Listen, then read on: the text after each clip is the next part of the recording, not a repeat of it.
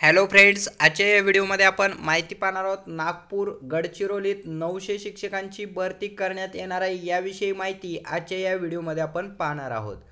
तत्पूर्वी तुम्ही आमच्या एज्युकेशन अँड स्पोर्ट्स या चॅनलला अद्याप सबस्क्राईब केलं नसेल तर सबस्क्राईब करायला विसरू नका. पाहूया नागपूर गडचिरोली या विभागामध्ये 900 शिक्षक भरती. राज्यातील अनुदानित कॉलेजेसमधील सुमारे 4,000 शिक्षकांची पदे 28 फेब्रुवारीपर्यंत भरण्यात यावी असा आदेश शिक्षण मंत्री विनोद तावडे यांनी राज्यातील विद्यापीठांना दिला आहे. त्यात नागपूर व गडचिरोली विद्यापीठातील तब्बल 900 पदांचा समावेश आहे. शिक्षण मंत्री विनोद तावडे यांनी विद्यापीठांचे कुलसचिव आणि उच्च शिक्षण सहसंचालकांची मुंबईत बैठक घेतली. त्यात अनुदानित कॉलेजेसमधील एकूण रिक्त पदांच्या 40% पदे तातडीने भरण्यात यावीत असा आदेश देण्यात आला आहे. त्यासोबतच या पदभरतीसाठी लागणारी प्रशासकीय प्रक्रियाही निर्धारित कालावधीत पूर्ण करण्यात यावी असे निर्देश देण्यात आलेत. त्यासाठी मंत्रालयाकडूनच आता कालबद्ध कार्यक्रम विद्यापीठ आणि सहसंचालक कार्यालयांना देण्यात आला आहे. सदर शिक्षक भरतीत नव्याने लागू करण्यात आलेल्या मराठा आरक्षणाचाही समावेश राहणार आहे. त्यामुळे न्यायालयीन निर्णयाच्या अधीन राहून मराठा समाजातील उमेदवारांना व शिक्षक भरतीत सहभागी होता येणार आहे.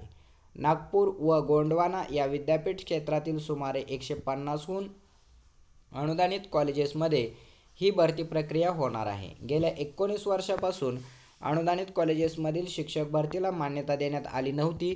मात्र आता राज्य सरकारने त्या शिक्षक भरतीचा आर्थिक भार उचलण्याची तयारी दर्शवल्याने ग्रामीण व शहरी भागातील कॉलेजेसमध्ये शिक्षक उपलब्ध होणार आहे. त्यासाठी विद्यापीठ अनुदान आयोगाने निर्धारित केलेले निकषच लागू करण्यात आले आहेत. शिक्षक भरतीसाठी एकूण रिक्त पदांचा कार्यभार मागासवर्गीय कक्षाकडून पदांना मंजुरी, विद्यापीठाकडून जाहिरातींना मंजुरी, विद्यापीठाकडून निवड समिती उमेदवारांच्या प्रत्यक्ष मुलाखती आणि विद्यापीठाकडून शिक्षकांच्या नियुक्तीला मंजुरी असे टप्पे आहेत. साधारणपणे या प्रक्रियेला किमान 6 ते 8 महिन्याचा कालावधी लागतो. मात्र राज्य सरकारने ही सर्व प्रक्रिया युद्धपातळीवर करण्याचे आदेश दिले आहेत. त्यामुळे लवकरच ही भरती प्रक्रिया पार पडणार आहे. कालबद्ध कार्यक्रम असा: 20 जानेवारी आरक्षण बिंदू नामावली तयार करणे, 31 जानेवारी बिंदू नामावलीला मागासवर्गीय कक्षाकडून मंजुरी, 1 फेब्रुवारी पदांच्या जाहिरातींना मंजुरी, 15 फेब्रुवारी निवड समित्या स्थापन करणे, 20 ते 28 फेब्रुवारी उमेदवारांची निवड प्रक्रिया. यावरून आपल्या लक्षात येतं की 20 ते 28 फेब्रुवारीपर्यंत महाविद्यालयातील जी शिक्षक भरती आहे ही शिक्षक भरतीसुद्धा फेब्रुवारीमध्येच पार पडणार आहे.